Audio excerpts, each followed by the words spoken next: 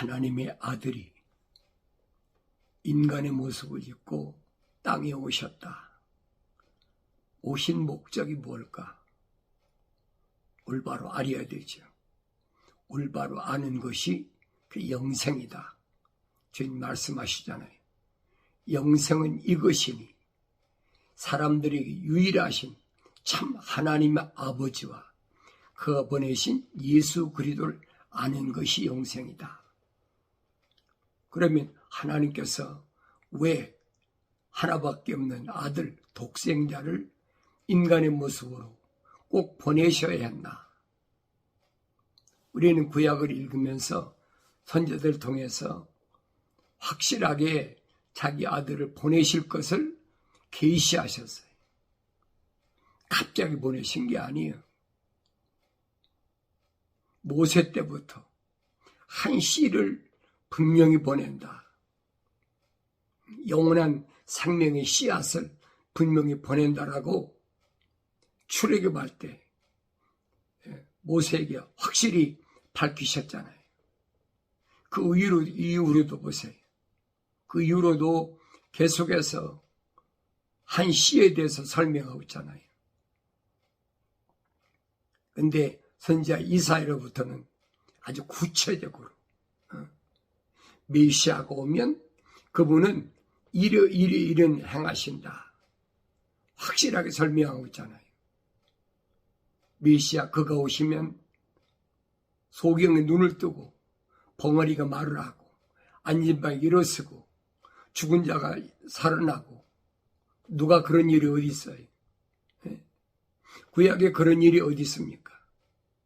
엘리야가 능력의 사람이래요. 디셉 사람 엘리야가 능력의 사람이라고 하지만은 디셉 사람 엘리야는 뭐에 대하여?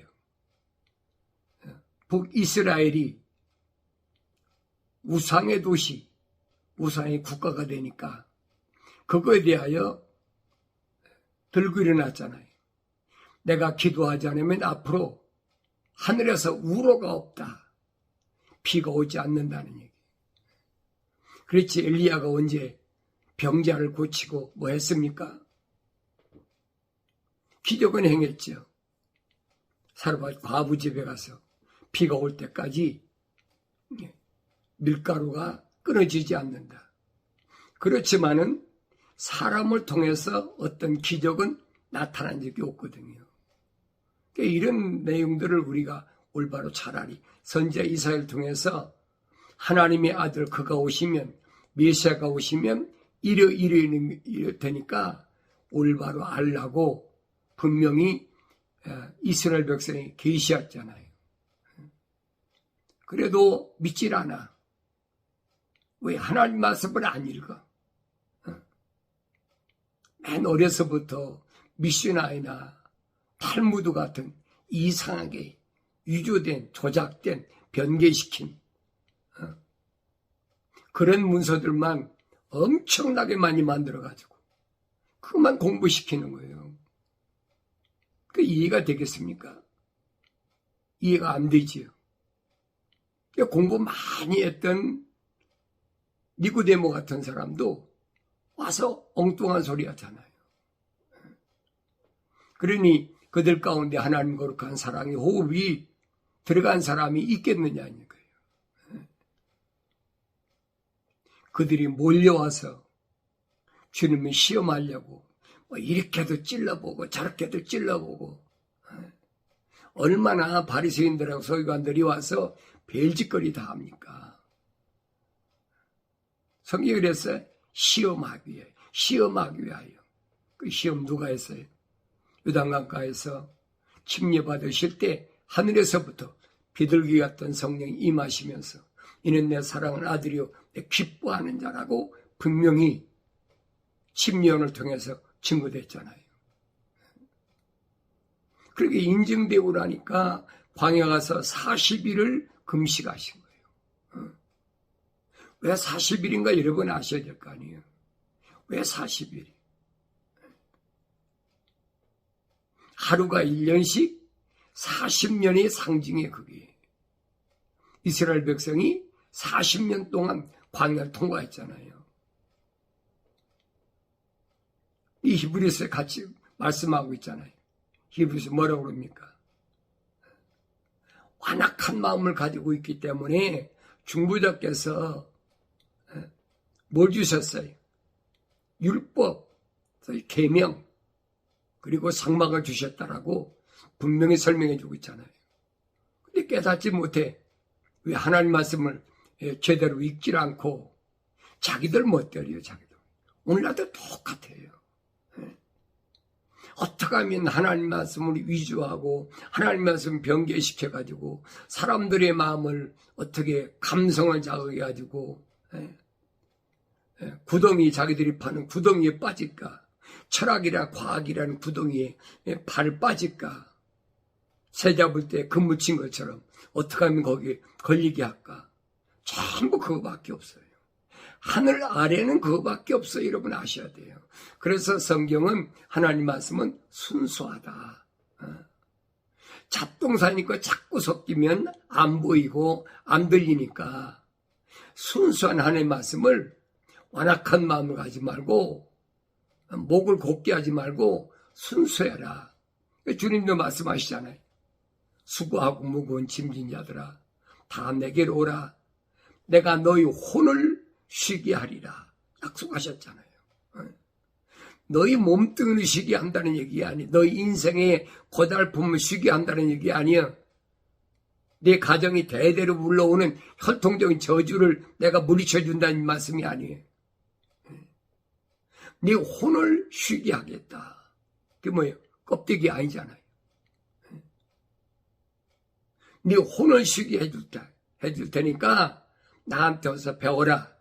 그게 뭐냐? 내 마음은 온유하고 겸손하다. 하나님의 약속과 명령 앞에는 어떤 경우도 온유하고 겸손한 하나님의 아들의 모습을 배우라는 거예요. 하나님 말씀을 듣기보다는 사람들이 얘기를 듣기 좋아하고 웅성거리는 거 좋아하고 그게 들리겠습니까? 안 들리지요.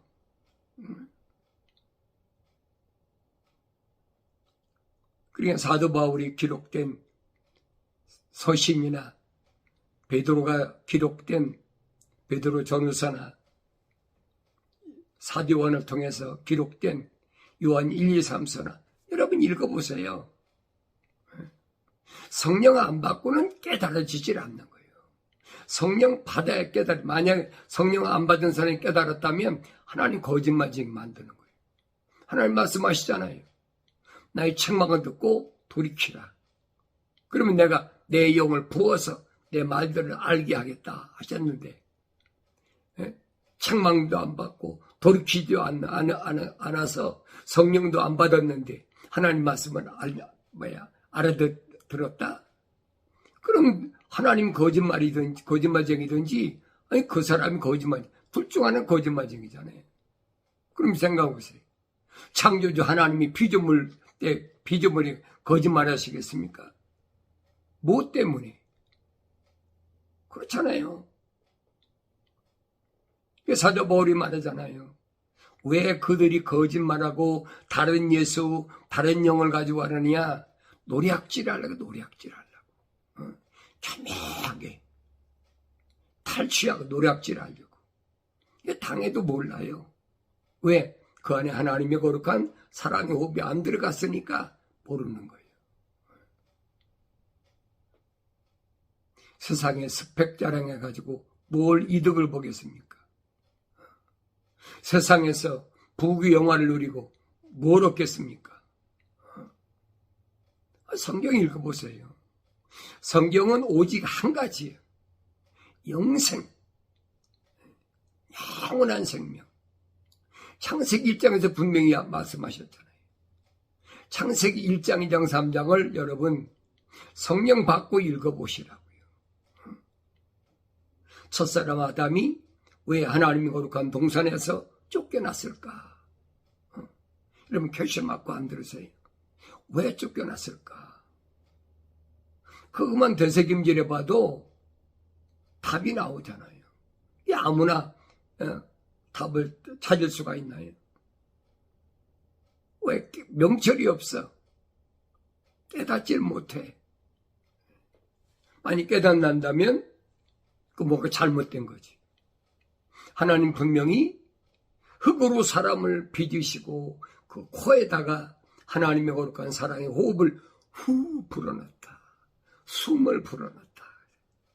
호흡, 숨. 그러니까 하나님의 호흡이나 숨이 들어온 사람은 그 안에 하나님의 거룩한 사랑의 호흡이 있으니까 뭐 하나님과 동행하는 거예요. 그게. 하나님과 동행했다는 말은 무슨 말인가 알아야지요.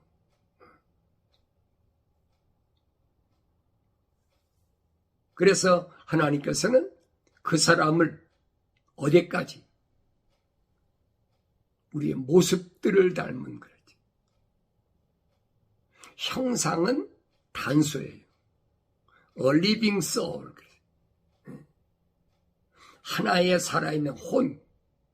그런데 모습 할 때는 복수를 썼어요. 모습들. 왜? 거기는 아버지, 아들, 이 성령. 그러니까 이걸 혼돈하면 안 된단 말이에요. 그런데 창세기 1장 2절에 보면 뭐라고 씁니까? 땅은 공허하고 혼돈하며 흑암이 깊은 물이 있다. 그래서 하나님의 신은 수면에 운행하셨다. 다시 말해 물의 전사와 같이 계셨다는 거예요. 그래서 2000년 전에 하나님의 아들이 오셨을 때는 성령 받은 사람이 없다고 그랬어요. 왜? 하나님의 아들이 오셨으니까. 하나님의 아들이 육신을 입고 오셔서 계속 남유다나 북이스라엘 다니시면서 누구를 선택하십니까? 그 안에 하나님의 거룩한 사랑의 호흡이 들어간 사람만 선택하는 거예요. 그 사람의 가정이 뭐 혈통이나 그 사람이 무슨 뭐 왕족이나 아니면 많이 배워서 훌륭하기 때문에 아니면 뭐 몸이 잘생기고 건강하고 그래서 하나님 주님이 선택하신 게 아니란 말이에요. 사무엘은 다윗을 선택할 때 어떻게 했습니까? 이세 아들들 보니까 키도 크고 준수하고 잘생겼어. 그러니까 사울이 처음에 다른 사람보다 이 머리가 하나 더 있을 만큼 그렇게 크고 잘생겼으니까 이런 사람이니까 아마 다윗의 그 이세의 큰아들 둘째 셋째 아들 보니까 다 키도 크고 건장하고 준수하게 잘생겼어요. 그러니까 기름 부으면 되는 줄 알고 기름 부으려고 그러니까 아니야. 그 사람 아니야. 그 사람 아니야. 다 퇴짜 맞았잖아요. 7명이 다 지나가고 나니까 사무엘이 뭐라고 합니까? 이새한테 네 아들이 이게 전부냐? 하나 있긴 있는데 유대 땅 베들레헴에 들에서 양치는 목동 하나 있습니다. 소년이죠. 한번 데려와 봐라. 이새는 생각지도 못했을 거예요. 큰아들 둘째 셋째 넷째, 다섯째 다 장성하고 기름 부으면 금방 왕이 돼서 뭐 될 것 같은 이런 사람 다 아니라고 물리쳐버리고 들에서 양치는 목동, 소년 다윗을 데려오니까 뭐라고 합니까? 야, 그가 내 마음에 합당한 자다. 그에게 기름을 부어라. 여러분 사무엘이 어떻게 했을 것 같아요?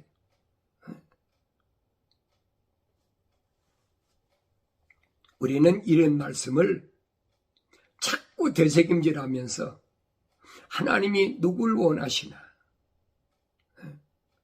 겉으로 그 사람이 어떠냐, 뭐 어떻게 생겼느냐, 하나님 그거 보시는 하나님이 아니시라.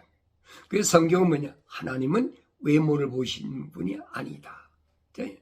하나님 외모 안 보세요. 그 사람이 뭐 껍데기가 하얀 백인이고 어떤 막 까만 흑인이고 아니면 우리처럼 누리끼리한 동양인이고 그거 안 보신단 말이에요. 그 나눠진 건 노아 때 나눠지잖아요. 야벳이나 함이나 셈이나 나눠졌잖아요. 나눠졌지만 그 후에 어떻게 자기들끼리 계속 살다 보니까 혼혈이 생기고 뭐 거무튀튀하고 생기고 누리끼리하고 생기고 별거 다 생기지. 하나님은 외모를 보시는 하나님이 아니시고 요한계시록 가면 언어와 민족과 방백과 족속 지구촌 동그란 이 둥근 지구에 선자 이사야 밝히잖아요. 지구는 둥글다. 둥근 지구에 어떤 민족이든 간에 하나님께서 자기 호흡을 불어서 거룩한 사람의 호흡을 불어서 하나님의 사람을 하나님이 원하신다는 거예요. 하나님 평등하신 거지. 너는 백이니까 되고 너는 흑인이니까 안 되고 너는 뭐 동양인이니까 어떻고 하나님 그런 하나님 아시잖아요. 너는 여자니까 안 되고 너는 남자니까 되고 그거 아니잖아요. 너는 많이 배웠으니까 되고 너는 안 배웠으니까 너는 불구자니까 안 돼. 그거 아니잖아요. 율법에는 하나님의 집에는 불구자는 못 들어오게 돼 있잖아요. 그러니까 2000년 전에 주님 모셔서 하나님의 집에 들어가야 될 사람이 들어가지 못한 사람들을 치료하시는 거예요. 그럼 보셨잖아요. 38년 동안이나 베데스다 목가에서 성전에 들어가기를 원하는데 38년 동안이나 못 들어가. 그 거의 한평생 못 들어갔다. 마찬가지. 그러니까 이런 말씀들이 뭘 말씀해 주느냐 알아야지요. 주님이 가신 이유도 성전 미문에 앉은 안진방이를 왜 베드로와 요한이 그걸 고쳐줬습니까? 성전에 들어가라고. 근데 이걸 알지 못해. 10문둥이 고쳐줬는데 9문둥이는 다 갚버리고 한 문둥이에 돌아왔잖아요. 뭐라고 합니까? 야, 제사장한테 네 몸 보여. 그리고 율법 기록된 대로 예물 드리고. 왜 그래야 성전에 들어갈 수 있으니까. 목적이 딴 데 있는 것이 아니에요. 그러니까 하나님의 성전에 들어가기를 원하는 건 뭐냐? 하나님을 만나기 위해서. 수가성 여인이 하나님 성전에 들어가 하나님 만나기를 원해서 주님께 묻잖아요. 당신들은 예루살렘에서 예배를 하고 우리는 이 그리심산에서 예배를 하는데 어디 가야 올바른 예배가 될 수 있습니까? 아니 그렇게 추잡한 여자가 생수를 요구할 때 주님을 네 남편 데려와. 얼마나 가슴이 섬찟했겠어요. 자기는 알잖아요. 자기가 어떤 여잔가. 네 남편 데려와. 난 남편 없습니다. 얼마나 오리발렘이잖아. 주님 말씀하시. 그래 내 말이 옳다. 내가 전에도 남자가 5명씩 있었고 지금도 6번째는 남자도 내 남편 아닌 거. 그러니까 내가 남편이 없다는 말이 옳은 얘기야. 그러니까 깜짝 놀라가지고 이 사람이 선지자구나. 묻잖아요. 하나님 말씀 보니까 메시아가 오신다고 그랬는데 내가 메시아를 어떻게 만나겠습니까? 주님 뭐라 그래? 내가 바로 메시아다. 얼마나 정확하게 말씀하세요. 그러면서 예배의 본질을 말씀하시잖아요. 하나님 만나는 건 장소, 그리심산이나 예루살렘에 가서 만나는 것이 아니에요. 시간과 장소를 초월해서 성령과 영과 진리로 하나님을 만날 때가 온데 바로 지금이다. 왜? 내가 메시아니까. 내가 중보자니까. 내가 길이니까. 그러니까 이 여인이 물동이를 집어던지고 동네 가서 내가 메시아를 만났다.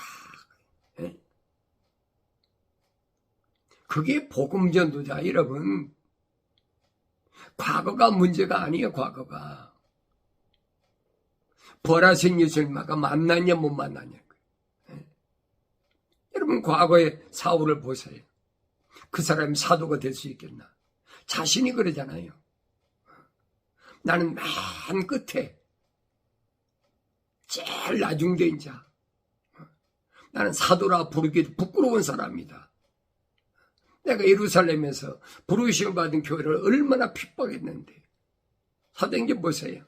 집집마다 찾아다니면서 남자 여자 가릴 것 없이 잡아다가 옥에다 가두고, 뭐 가두기만 했겠습니까? 말하는 걸 매질도 하고 별짓 다 했겠죠. 그러다가 스데반 집사가 설교하니까 그 말 듣고 책망 듣고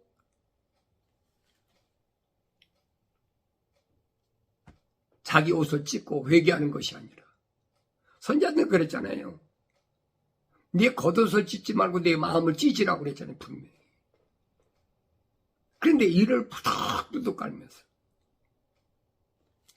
스데반 집사가 봐라, 하늘문이 열렸다.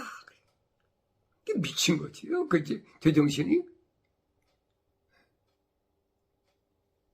이게 돌로 쳐 죽이는데 앞장선 사람이 사울이잖아요.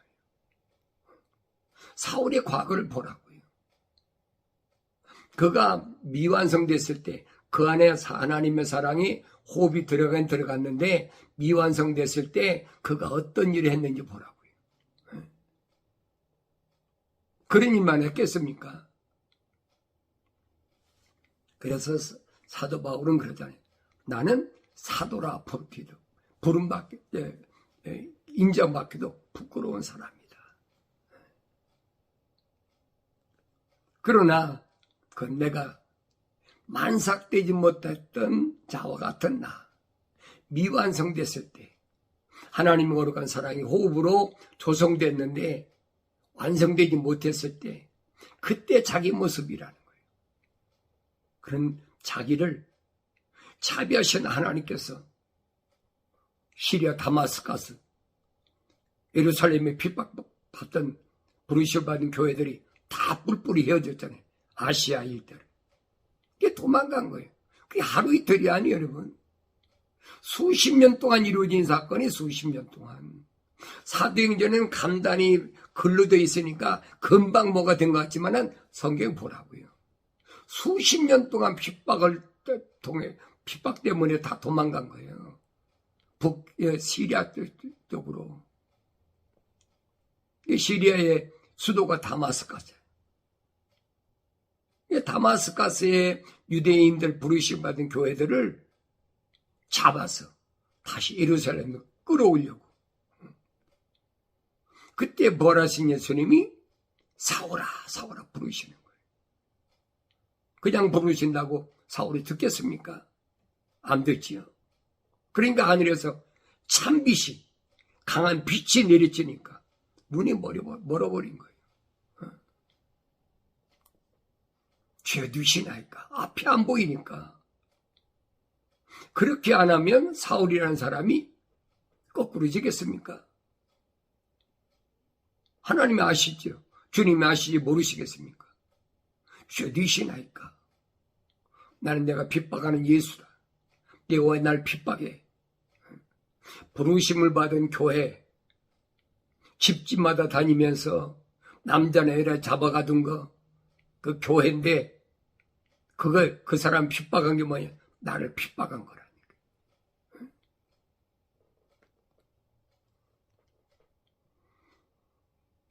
사울이 뭐랍니까? 주여, 어찌하오리까? 그밖에 안 묻잖아요. 할 말이 없잖아요. 그 책망 앞에, 그 빛 앞에 거꾸로 진 사울이 뭘 얘기하겠습니까? 거기서 따지겠습니까? 만약에 가정이요. 만약에 사울이 눈이 안 멀었다고 그러면 니고데모처럼 그럴 수도 있겠지요. 근데 앞이 안 보이니까 내가 어찌하오리까? 직가로 가라. 직가인 예비해 놨잖아요. 아나니아 선지자를 보내서 거기서 만나서 안수받고 눈에서 비누 같은 게 떨어지고 새로운 세계가 열리기 시작하는 거예요.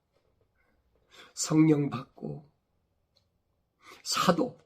그래서 내가 만난 예수, 부활하신 예수님에 대하여 그분이 메시아다. 아니 얼마 전까지만 해도 예수 믿는 부르심 받은 교회들을 그렇게 잡아가지고 뭐 그 악평이 소문이 꽉 퍼졌죠. 유대인 사회에서는. 이게 아나니아가 그러잖아요. 뭐라고 그래? 그 사람 사울이라는 청년 그 악질인데 그가 얼마나 예루살렘에서 핍박을 가던 사람인데 그에게 가서 안수라고 그럽니까? 주님이 그래서 아니다.